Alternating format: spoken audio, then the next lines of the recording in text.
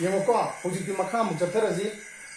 अइना हाइगना सिगी परासी यामना नोइदा तमिसम ना फबनी याम फजब परानी अदुगा मागी पराजी बा कई हाइतर यामना नुंगाइबा वखल यामना खलन बादु मतम जासिंग यावी हाइदन हाइको अदो सिगी परासे करी फजरिनो अइना कम अदु फजे हाइदो करिगिनो हाइदि एक्सप्लेन तगदुनी अमो वीडियो से सुम मखा चथरक पदा निमिदांग तारे तिल काम की मखोन खितंग कल्लेबको अदु वैसु मतम फंगदबगी निमिदांग नमिसिको अब मैम पैंग नॉन सिनरगा लेबनिना नुंदांग सुदम नमे यारिगे नुंदांग दिन नमो गेन तौने अदुम खामिना सिको सिगी परासे आई नोज फजै हाय करी की फजै हाय बा फजै हाय दी अखोइना उइब पोतु फजै हाय दी मदु डिस्क्राइब तो बमदी चंगेको फजै हाय दु कइगिनो अदु अन हायको फजै हाय जे आई मखा द पॉइंट सी रेको both the fiction and fictional ship were turned into a terrifying fact. Nasai fiction to the yawiba akoi jahaz tu ne adu fiction masawari du mane ko novel du mane hai tai ko ani masi kai do ba turn into onthore terrifying fact aki bagi masak panglaba achu mathodo mo onthore ba adu so after 14 years sahi tara mari gi matung sine onthore सिगी मरम Simco आइना फजै हाइजेको अनि सुब point WT stick हाइबसे अमुतंग पोपा सिबना अनिरक सिगबा मीनेबा मी मगी पुंसिदा अमुक पोपदा अनिरक सिबा काम लेते अदबु WT stick T हवारी सिदा अनिरक सिबा मीनेको आइबदी अखोन तंबु परासिदा मागी सिबगी तांगक अनि यावी अमना माना इजवा शॉर्ट स्टोरी अमदा 1886 सिग्रमनी अमना 1912 का असेंबा रियल सी डिजास्टर थोपा टाइटैनिक की जहाज से सिदा सीदोने अदुना अमतंग पोपा मी होगे मपोक्ता अनिरक सिबा फंगबा मिसक अमा हाइरगदी WT स्टिक मागी वरी यावबनी आइना फजे हाइजे died twice 2 times in one life and he became the only man who predicted on that masali sibuzona खंतो पंगंग दो मीने अखोय हुजिक केदमोय सिगदगे जे खंदेदना को तसेंग अखोयना सिगदब निमितु खंगदी अखोयसु तोंग याम लेदना मियोय बमिया अदो सिबु सासिरा सिबु सेसिरा अदुगा कोबु बुसासिरा सिगी थबक सिंग लोइसलम सिरा अदुगा आइना नुसिजो मिदुमा मदुमा लुना तोरम सिरा को whatever I like I will do it यामना स्पीड ओइन मदु तोगनेवा अदु कनाम खंदे मादि खंगुम लाकुम तोगजान को. Then number 3, closeness, similarities, manava, yam naknava posting haitareko of the events thogdoksing karamba thogdokno ngasagi sahi ahum sida tholoi ba thogdo ahum je horen ai hare khini sahi ahum ida kari kari thoi no do aina ngasang no year da taken hai gibo ko hai ba thogdo ahum je manava say for example jahaz chawba ragi di sat pagi lambi ragi di mi sibagi mo सिगलो कइदो सिनो सिबगी मरम से लैदोने जहाज कारागमी एक सिगदो नते करिगुम section दब खरदगी सिगोरिबनी section दब जिंग मानबगी मो मद तोंगिबा passenger से एक मानबगी मो असिने सिंब सिंको सिगनतबा अतोपा अम यावी सिगिदबको अदुगी सिगिदबदुना ए होरे लास्ट पार्ट हपके तोबनिको सिगिदबदुदी कोई रिप्स की वाली ने अतोपा जहाज मा सिदा मनी हना पलवागदी Titanium je madi manade madi sigide ko ani sina knowledge pire kana madi siroi deni kairoi deni ko struggle to na thorka deni adu di yare ko similarities of events na to na closeness of events manaba singduna ne adu pata manaba sido kamai manade ne mo sahi tara mari matung mamanga thokpa thogdoma adu amu ka sahi taru mu ga mu thokpa thogdoma adu gi amu sahi try thoi keno यो सिदा 2012 सही सिदा मोदी को खलगा सही 1898 ता मु खलगा मो 1896 सुटा मानरी सि करी दिनो कोई हुन सिबो कमाई मानले no event home say that is केनो मदो के हरे एक ऑफ गॉड अल सिनक्सल स्टोरी खुजिन थोरांगी गाय नक्सल ले को अदना मसी am फजै को सेक्शन दबने ना हाबु सुलै एक ऑफ गॉड ने हाबु सुलै हाबुदा एंड एक ऑफ गॉड तो अदुनि को Then number 4, disasters took place in the same ocean. Mana ocean dito. Wari dito sa mana ocean. Asing mo dito sa mana ocean. North Atlantic Ocean da loi thok pang ko ko adu moi ki thang phom su mane ko ai no de pan ro no horen yor khini. Then number 5, someone had predicted the sea disaster. Kana no na di hana ri hai ka spiritual ba sakti sing chen banara na tagana masi yamna scholar oi bagira ko ma ko tu yam no wang bagira supernatural power bu chen bazala hana khantoi ba hai ba point manga khakse ni lokale ko hai ba point manga se na u bani sidigi na u ba lai tara gadi adu sudum phangdoi ni parasi ko adu ne na khoi na lai tara pada different teachers sing na tak pa sing loi ni yang sing ga bani adu ga different tests to lo do ni khudum na hai kan da khoi na mayam pun ba chakle na ma da chakma na bunga da tongan tongan ba pujari sing na trigna ayya sing na trigna bhamon sing na thong da tongan tongan ba mahau khobali da na alu bu tongan tongan tongan mahau khon ba sui nga bu tongan tongan mahau khon ba sui ko asigum na tongan tongan bo da sing na ta pa tongan tongan ba te sing se lok sing ba ga da ni adu ga na pai gi chana bu ko adu gi we du na chumi kan du follow to ga ni Pare okay ai no da gyan ta na ba masi ka maina amaga mari le na ri no hai ba 3 coincidences of sea disasters hai. Number 1 the Titan, number 2 the Titanic, and number 3 the Titanian hai ba ahum se ka maina moi sing se coincidence so you know ka maina similarities le you know ka maina closeness o you know moi sing se ka maina close oi ba manari ba ka maina naksanari ba aduga kari kari manable leba kamaina mari le ba related ba ba do chathara ge ngo maming se sig tani kena risi maming buram tina moi si manala tare ko ihan han bada akoi na masi noi gina mayai sabukta phangani ko noi ga mayai sabukta phangdo ji writers prediction da phangani writer adoi da phangani ko writers prediction mayai sabukki sabukta phangani si saruk se ihan han ba Titanic na sida nupakai bako masiga manaba thogdok thokhiba se kadi no haragadi adu sahi do 1880 ga 6 aikoina WT Stitt haido asang maminga William Thomas Stitt haiba nupa se the famous British journalist masi editor oibane khabar amagi ko magi khabar ga mana adu bane kone journalist sai ko published a short story wari maman fonge of sinking of a modern liner. In its voyage Liverpool to New York City with heavy loss of lives along with the writer himself. Mana wari ma iraga fonge ba W.T. Stitt William Thomas Stitt na haiba wari sida sigi journalist nupas ne fonge ba wari sida karam bachahi da fonge 1880 ga 6 da phongeba mana phongeba wari sida jahas ma lupeba adubuni sinking of a modern liner haidna sida yaus sinking of a modern liner yani ko masig jahas se luppe maming like here magi short story sida the name of the Tedova liner sea is not given, is not entitled maming piram liner sea ko in its voyage magi concept to the adusu karai degi sigi Liverpool haba hithang pom asigi na ba karai de saliba to New York City ta na leba Liverpool lagi New York City ta na khoi na Titanic ki chak ki lambi su khuni ngadi madu Wikipedia da sangadi utpani with heavy loss of life thawai mayam ma as well as kanayawi siba along with the writer himself aiba masama yauna wari sadum sijaye Yariko, Sima, Manavato Goshi City, the little Manino, the Makasa Hagico, and this Subuki consider Makut Lagico. 1890 Aita, Masina Mok, Sigi Samudagi Topo Kudum Tiba, Zahaska, Warisi, Ahan, but 1886 William Thomas Stittna, Mamin Pandava Zahasama, sinking of a modern liner has a Wari Masama, Iraga, Kudum Tiba, not Atlantic or Sing the Topo Kudum Tibi Matang, the Pangre. Masih tenggai bagi pandai ko, iceberg tu tenggai bagi wari tu doma kan tu deka,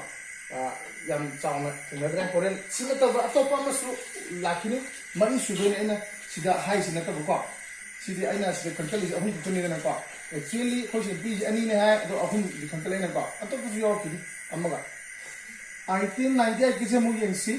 American author ko American author dang hero American author Morgan Robertson's novel man iba asang ba wari ma le ko hariba wari du maming futility ko Morgan Robertson iba उपन्यास असवांग बवारी futility गई उपन्यास दी खुना नुंगाई busing मचल सिंग लोइना सुने यावरा दबनी रसाई तरेको ओइफम थोप बवारी मदि ओफम थोपा माल कलाकार सिंग अदुगा माल कैरेक्टर सिंग लोइना सुने यावरा बदि बवारी मखंगे हानि ब फ्यूटिलिटी हानि बवारी सिदा प्रिडिक्टेड हान ताथो में दा सी डिजास्टर अदुगंबा समुद्र थोप खुदोंग चिबुदि थोंदोक्तो अदुगा मसिदा खुदोंग चिबन नंगलिबा जहाज को लाइनर दो the name of the ship was करियना थोंगेबु टाइटान हाइदना थोले अनि सुबगी जहाज खुदोंग चिबन नंगसिदि टाइटान हाइदना लेरे अदुगा मान असिबु ममिंग अमसुपि फ्लोटिंग पैलेस अताव कोनुंग हाइदना पि करिगिनो हाइदा मचाव सुने यावरबा नुंगायबा पुन मंग थल्लबा कोनुंगुमना नुंगायबा दुंबा जहाज समनी मतमदुगा साबा जहाज सिंग मनुंगा अदुमुक सावबा अदुमुक लग्जरियस होबा अदुमुक नुंगायबा जहाज अमत सेमद्री हाइपा unsinkable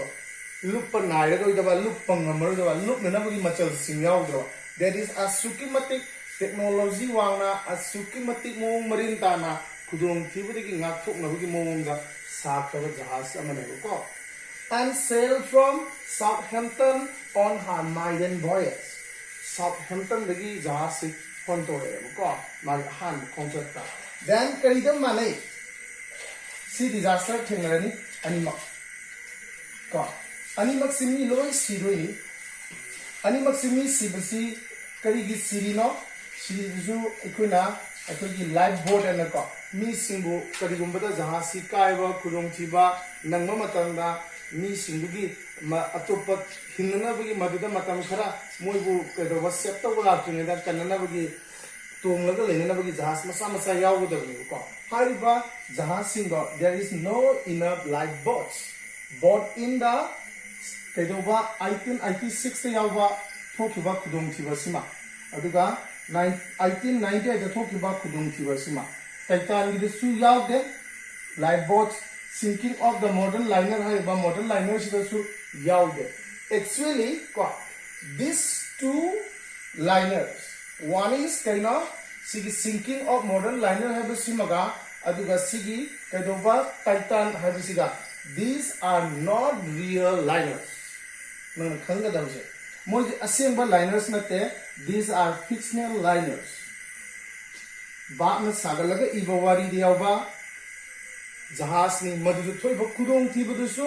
asengba natewa bahap na sagatpane thawai mang duju asengba nate bahap na sagatpani sima yare ko but adubu kaidoba sigumba hana na khangraba wari yawba bahap na sagatpasing si ahum subagi thawdo sigi anisi ahum subagi thawdo masidadi kaidore hakthim naba real orba reality orba accurate orba mong thoeba chap chan ko Karaida ngasai sakhiba siduda North Atlantic Ocean da karida samudra gi voyage da there is first maiden voyage kaidoba thawai mayam mangeba adigi di kaidoba maduda asengba mak lifeboat sing yawgi deba ngasai gi duna wari ni dana sigisna wari di yawbo sing ni khwai gi sawba jahaz ka hai gi jena sida ko ma floating palace unsinkable ka haje likewise adugu masigi jahaz se khwaidigi sawba matamdigi khwaidigi na mayam na ko luxurious oi khanba equipment suni oi khanba modern technology season ai khanba sangin torwa du mama jo unsinkable haina praman torwa du gumba jahaz sam oi thiwa adugu hariba jahaz se asaba wari ani de thopa khudong thiwa siguna aseng bamak khudong thiwa nanggiwa oren kam da thopano kram sang da thokan da thopano nimit kyani lerega thopano haibu aina Titanic ki describe to matangda amuk na harakiko aduna masu New York City da America da chattorini magi ahan ba boyesi krai digi hole Southampton digi hole aduga America New York ta chali matam da mari iceberg kan the liner met the sea disaster with loss of many lives थवाई मैम सिरगा मांगजब थवाई तांग मपोक मैम मदुद सिरगा यावे एज वेल एज कना यावगी सिगी विलियम थॉमस टिट हाइब नुपासे मागी वारी द सिजखब नुपासे हंदक्ति कैदोबा असेंबा 1912 ता थोपा समुद्र की खुदोंग थिबसदा मासु मसिदा तोम पैसेंजर अमा ओइना मा सीब सिनी वारिस याम फजरिसे दैट इज अदुबुनी अइना डब्ल्यू स्टिक हाइब नुपासे मपो अमगी मनुंगदा क्वा कयारक सीब मिनो अनिरक सीब मिनी हाइ करम बमिनो मसागी असीबदु कैदोबा प्रिडिक्ट तोबा ngam नुपानी हाइदना अइना हाइरिसे मसीगिना ज्ञान तारेको दिदे मानबसु लेको सिगी मॉर्गन रॉबर्टसन इवा फ्यूटिलिटी हाइरिबा नोवेल जे सिगी नोवेल जी कई तोगे बो 1912 जहासे मसी काइबा सिया काइबा मतुंगा अमु 1912 ता मसीगी नोवेल अमुसु फोंगी ममिंग ऑन्थे को ममिंग ऑन्थोगा हाइरिबा नोवेल दु फोंगे अदुमाई तोरगा थौदोकसे अमुसु निसिंग हरि को हाइबदी निसिंग बगी पोसी कयारकी पोसे अनि जिना मसीगी 1912 की पोसे 1896 1898 सिना खबर कागज नोबेल ओइना फोंगना 1912 के थोदोक सिगी ममांगदा असिगुंबा नॉर्थ अटलांटिक चटपा खुदोंग थिबा चटपा समुद्र की लंबी की जहाज खुंचत अमदा खुदोंग थिबा थोई हाइबजे हंजल हंजल अनिरा खाइबे बट अदुबु करी हाइसिगे कइनो सिगी मसीगी आरएमएस टाइटानिक सिगी को आरएमएस टाइटानिक सिगी कैप्टन ओरिबा नुपा सिना स्मिथ ने को आई होरेन मागी सु पलखिगे को स्मिथ सिना 16 दबदगी हाइसिरा नत्रगना खंथौदबदगी हाइसिरा थौदोक सिंगि मतांग द पारुदबा वारी सिंग थेंगरुदबना हाइसिरा अदु मुकुदोंग किबा थौदोक थोखिबने याम मानबो फजबम नै को मोइद प्रोटोकॉल अम खच नै को हाइबदी यानबो वारोलम खकरिनो हाइबा अहुमक्सी खुदोंग थिबा जहाज अहुमक्से समुद्र की इसिंगजिदा खुदोंग थिबा काइबा थेंगेनबगी खुदोंग थिबजे नंगाताना women and children first life saving tawasi angang sing ama sunupi sing wana saving tawbi gan tai ko masidi yawiba cg ko captain mami ai kawre ko haibo captain duga si captain jiga saja sumanagi ba RMS Royal Mail Ship haiba जहाज सिगी को असंग बिनी को RMS सिगी royal mail ship हारिबो जहाज सिगी captain नै अदुगा हारिबो सिगी captain मबानी की मानबो मसक अमसु यावगे क्याम नकना मानेरोंगे जी को सियो सही बना खेलन दिन दिन को 98 सही अमन 12 सही 13 14 years की मतुंगा सही 13 ममा ngखने इरामबा अदुगुमा कैप्टन दन लोबिबो थौदांग बा मदुगु मानबा थौदांग से आरएमएस टाइटानिक तो थोखिबा करी थौदोक नो कैप्टन दुना मयाम सिंधु लाइफ बोट चेंजन रखपदा थवाई बिनो नुपा मयाम सिंधन अकड़ के दोए मागी यारो वासागी रिवॉल्वर शटो कंट्रोल तो गिवा लाइक वाइस अदुगा समान बमोंदा आरएमएस टाइटानिक ते यारबा कैप्टन जिना को मागी रिवॉल्वर शटोगा नुपी अमसु आंग सिंबान खुदोंग साब पिगदबनी हाबि दता दो मिसिदा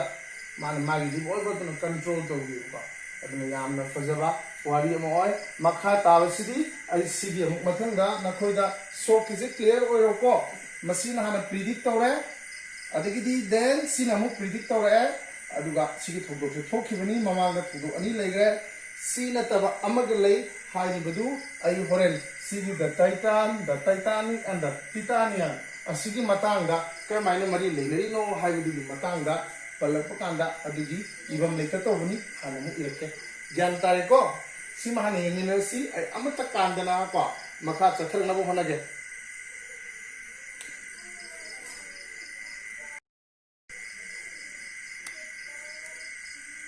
सिमा मॉडर्न है के को मॉडर्न लाइनर है के से एनसी को यारे को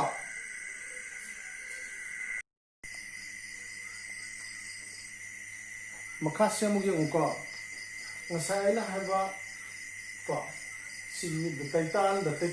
and the titanian haba masi masak talak ke haba do masi tak ni da ngasay khoina so ohum khak item 86 ki maming thondaba jahaz WT stick na the sinking of a modern liner haba madugi jahaz to adu mane adu 1898 ko hai bus dai khoina thengna khiba thodok tu na hai ba thodok ani sina the sinking of Titanic na thagana Titanic jahaz Titanic liner si akogi North Atlantic Ocean da mabu lufan bada predict tawgi summa kudong chiga thoki bagi wari sing leiki aidana hana na mangjong na khangal le hai gidana ko adugum na chap chaba prediction makti pi daba adugu handak aina haire ina mana maduga manarap tawba thudosing thokpa aduga predict makti pi ba ngam gidraba kai gino hai kanda yam nakma matam da phong giba aduna maram orega ko haibidi ka hena su maming sakhidabo oibajani maduna yam ka hena moda predict tawbani haidna mayam na count tawnade adugumba like ani khaki matang da ai mention taronge haibisi khoina tamiba textbook prescribe to university yaudabni ko aduna taba 1896 amasung 1898 ki thobdo ani si nataba ko haibidi Morgan amasung WT Stick amasung Morgan gidu nataba ko Morgan gi si ani si nataba atopa sahi ani khakta fongi walai ani khakso madu 1908 amasung 1912 tane ko 1908 kisina the Titanic adum ko simadi kita nokning bazani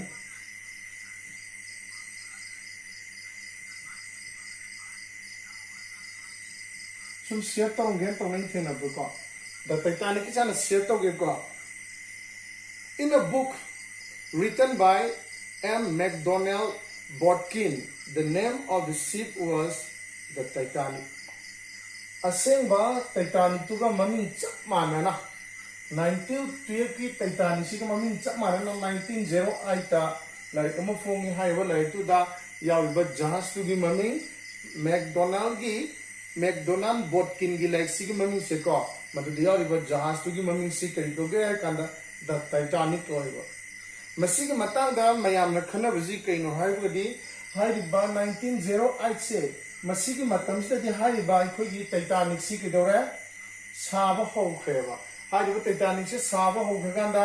masigi saba gi magi structure ko mong matau fion ji khangwa matungda ngasai gi aiba McDonnell Botkin na haiba sigi matang singda maram singda khangla kanda mana madugi idea sindu loksil lerega madugi masak singdu loksil lerega magi babna sagatpa adugumba jahaz amagi wari ama oina khongcha jahaz amagi khongcha ki wari oin ithokpani haidana masi thajan maju fiction wari ibani hai fiction duda mana tholiba jahaz tu gi maming dusu the Titanic ana thole kanana iba McDonnell Botkin na asengba Titanic ka maming maneba that is aduga hainingi wafam na 1908 ta phong gi ba magi wari se masi Titanic saba hokro matungda Titanic ki feature sing mong matau sing ko magi masak singdu mana magi wakhal da madu yengtoraga khamtoraga madu da ibo oigani haidana thajane adubo the Titanic aseng ba siga 1912 ta phong ka doli ba siga the Titanic 1908 ta phong liba sigi jahaz se maming oibo jahaz ani se masi khongsa si thena amatang lei masina Atlantic Ocean da lukhi thawai kyama mangki adu haiba the Titanic haibisdi asoi angam yaudana lambi tu makta chalagasu North Atlantic ki ko asoi angam yaudana halakhiba mag panthung yogiba adugumba jahaz samoigi adu haiba the Titanic asidi sengba panthung yogiba ngamdraba jahaz samoigi atopa ma 1912 ta masamak the Titanic ki thogdok simak thokhiba ko Titanic si kai simak thokhiba sahi sidama mung fonge adugi maming sidi ko the white ghost of disaster record the white ghost of disaster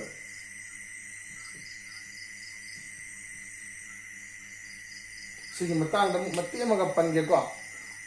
a short story by Thornton Jenkins Jenkins Hans and published in 1912 haiba like see The White Ghost of Disaster haiba laisi karam kanda fonge 1912 ta fonge ko aduga magi jahaz tu ki maming na kari ko ge bo Admiral ko ADMIRAL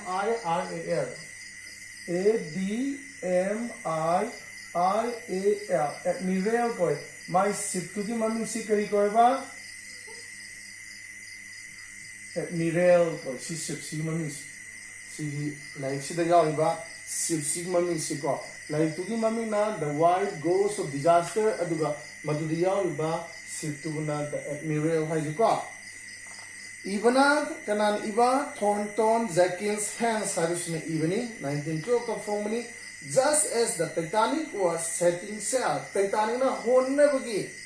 sem saba horpa saba loiselaba Titanic na ngasai gina saba horpada matu ki niom sing manawa mongda Titanic tu ka masak marana iba kudung thibu yaw kana halakhiba aduga handa kisina Titanic se pura saba lorkanda salam dai gi matam da fong balai amakhane Putchani palamuk sangba yam ka hena chawdaba aduga makalgi jahas mani ka haiba asi aduga there was no enough lifeboats and hit an iceberg in the North Atlantic sida loire sida ekhoina manani si kaino sigi da Titanic haiba 1908 ta phomba aduga hidu mangsu Titanic ko jahas tu maming so masu chamana ba the Titanic si chamana lambi ba the North Atlantic ta chali man akaya toy thoki sin akaya toy thok na halaki destiny ro ko panthung yong na halaki hai tara aduga masi the Titanic have si mong matau si hai phet law ga phong balai ni aduga ba maming thon ba jahas ni the phong ko lai ni ana thajane aduga mathang 1912 ta the White Ghost of Disaster hai ba lai si da phong ni ba phong ba yaw ba jahas si maming Admiral koi adu masi 1912 ta phong ba si matam da aikona the Titanic si Howdabagi Sim Sarba Dumba Matam Mamaneko, Madigi Matam Fong Yubani, Sineko. Atuga Pong Bagulana Kaidawi Masigiza, Madi, Kedova, Adusukai Giva, Krida, North Atlantic to that. Magi journey to the Kai Giva, Magi Boyas to the Kai Giva, Queen Kranga Dosi Aduni, Sinakai de, Sinakai. Atu Hai Vasi Yamna Kedova, Mamin Sapa, the shoe oide. So come comes a low high than I know that Ivani, the same Mayama predict the winner Kalibusidi, I would say here any car. Karamba 1896 Kizimaga, Aduga 1989 Amaga, 1890 ga I Amaga, High Anisi Katane of Mayama. Father Shina Morgan do Dinica, Shina Kanagi Stitki, Anisini Mayama, count or say Yariko, Adi Makadi, Ainasa Haibu, a Fundam Kuntaraga, Mataki area say. Masito mutaki ko aina saino da hai gi matung na hairap mana ba wari to pani misu lei ai madu su lirakke na hai do digini aina halaga li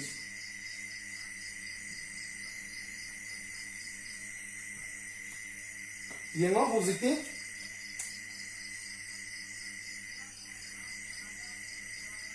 da Titan ahanba number 1 like the Yavaga Manadabnico, Aina, the Ari Borom Yamna Mamanga took a predictor where the Mamma over the Miracle. I consider predictor where the I know Ponsigi Matamji, and cannot say him Manga, or Gerata, or Gerata, or Gera, Nini Katamo, Gera, Pumni Katamo, Gera, at the beginning, and can I want Hana, come and get a warning figure of me and want to go. I do Matang on the Elam over them now. Elam bigger Elam Bel King of Nimona, and when the signal figure only warning you got. I do go equina predict when I can do not. I give him water, Mamma on the local is Ariba, Sahidi got. I do in Titan is not Yana, local. The Titan, Morgan Robertson, Kikadova, Titan have a sea, name of the ship was the Titan. Morgan Robertson, Magi futility, futility, we do it at the Alba. Titan Jeko Magi Nobel ji Maming Tarikoba, futility Yauba. Titan Habisina, Kadowi predictor me, Karida, Titanic sea disaster. Adu Sukaran Kanda before 14 years. You know, 19 Sonakali Isiko. Sorgana Tagani 1890 ga I. Nato, Amraka 19 years. अभी 12 तक की कदर आई खाइदो दी क्या तारे 4 श्री 1 पे ले ने को मान लो रे अदुना क्या तो रे 4 1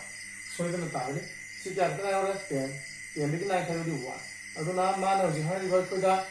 काउंट तो रे बा चही तरा मरी की मतुंग दा रे सब चाना तावनी को when it was published ई दी हापो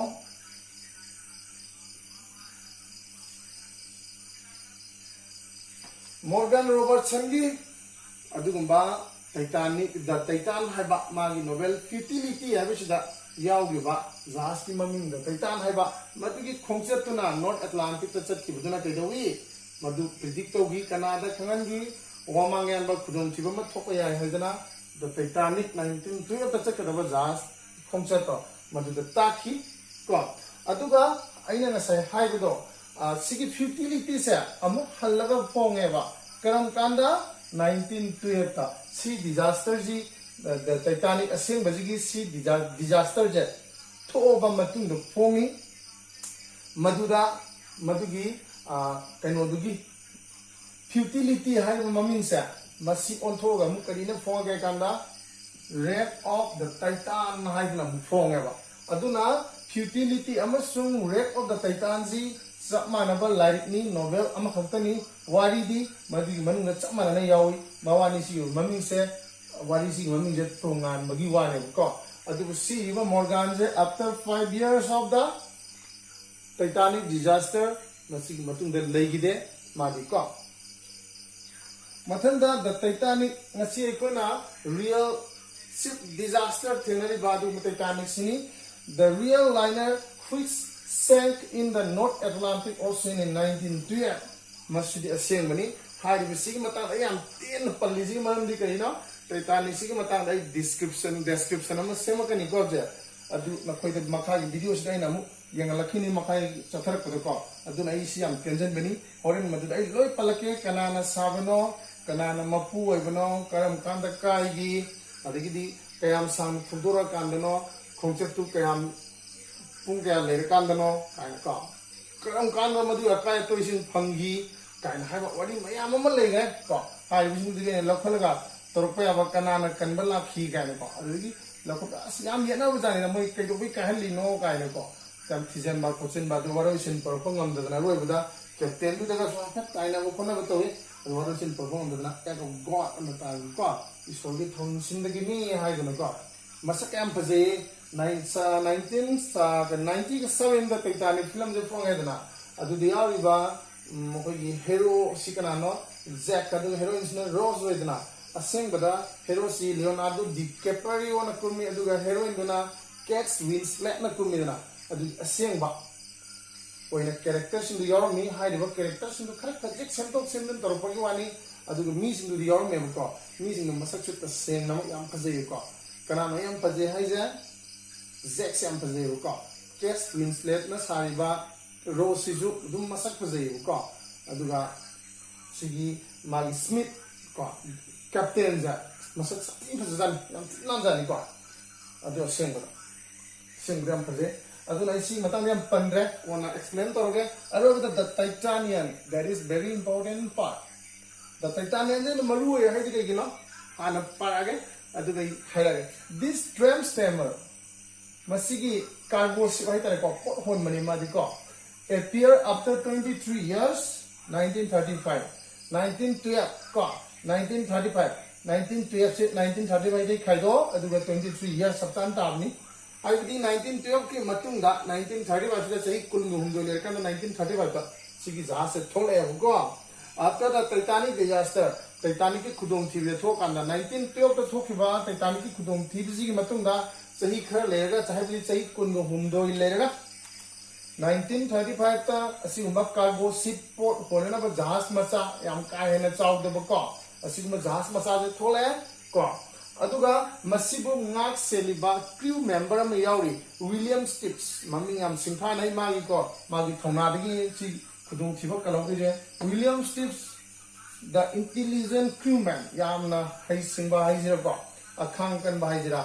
adugumba nupa jina yam section manupa jina hero yasina crewman ko save the Titan hai ba Titan ji kangi adugumba jahas mami niko city real niko ngasai gi करी का मानो तब सिगी the Titan जे नतेब को तो titanium है तब से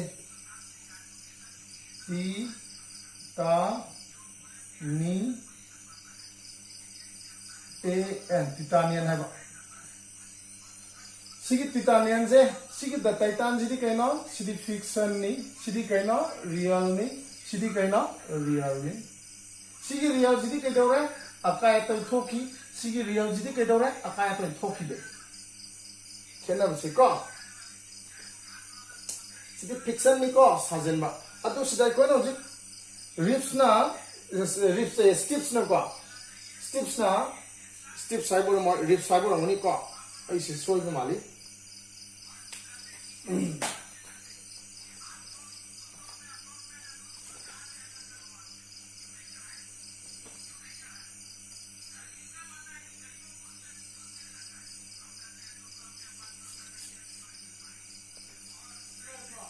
Yang saya ini harus juga, saya malah itu soal ini, kok,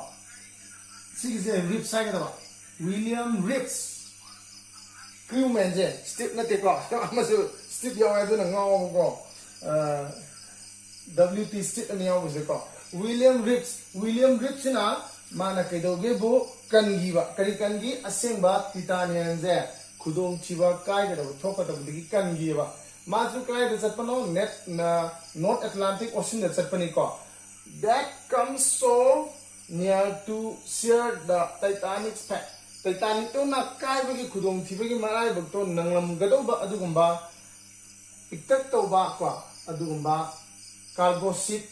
tram steamer si Titanian habase kanana kangi William Rips na kangi ko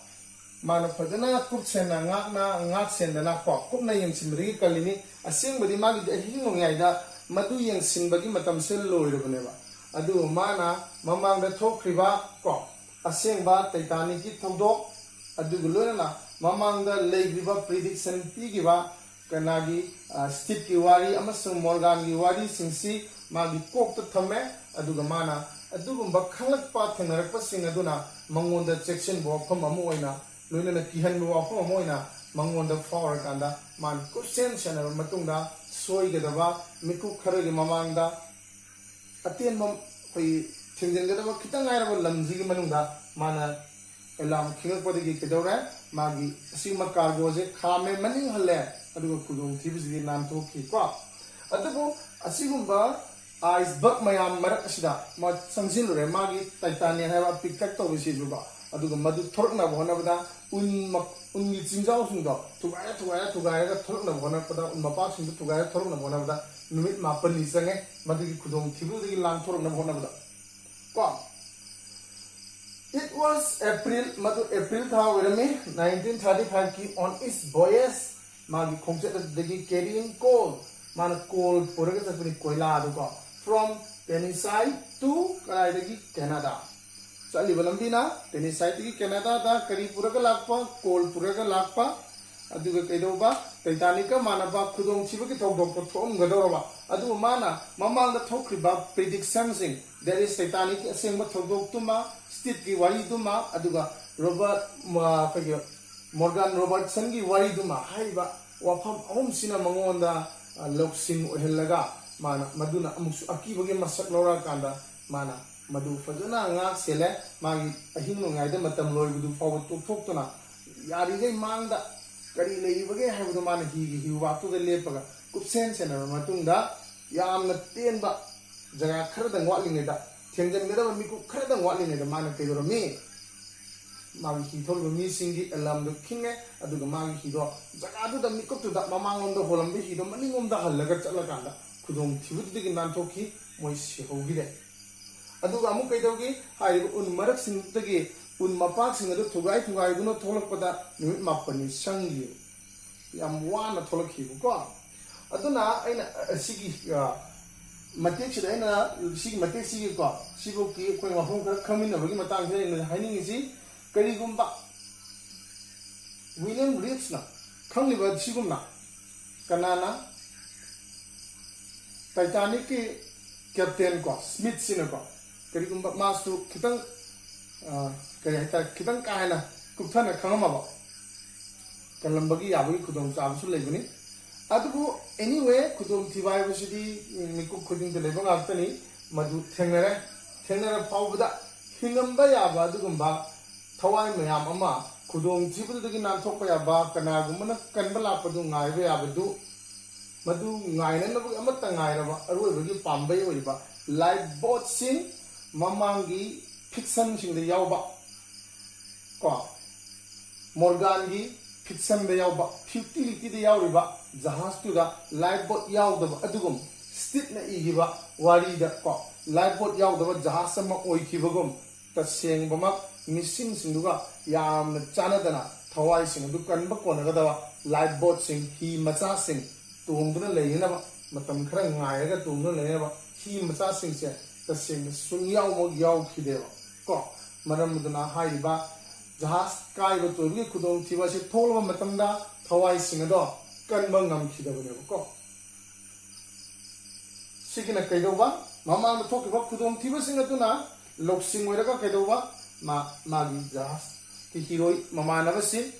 ko amadi magi jahaz ma aduga ma masagi punsi busu kanba ngam khiu ko makhadi mu aina mu lokthara kadosi kai lokthar kadona napagi text yawiba paragraph singo adugi matang dai sampana harakani as well as ai noidi am takning ba taitani sigi magi description nama kayam pakpa kayam sauba kayam sangna thoba kara digi tholakpa khudong chibo kamaina chenagi ba ko adugi matang da kanana mapu oiba ko masigi taitani sigi phajaba jingi matang da ai khara sampana mu harakini kare ko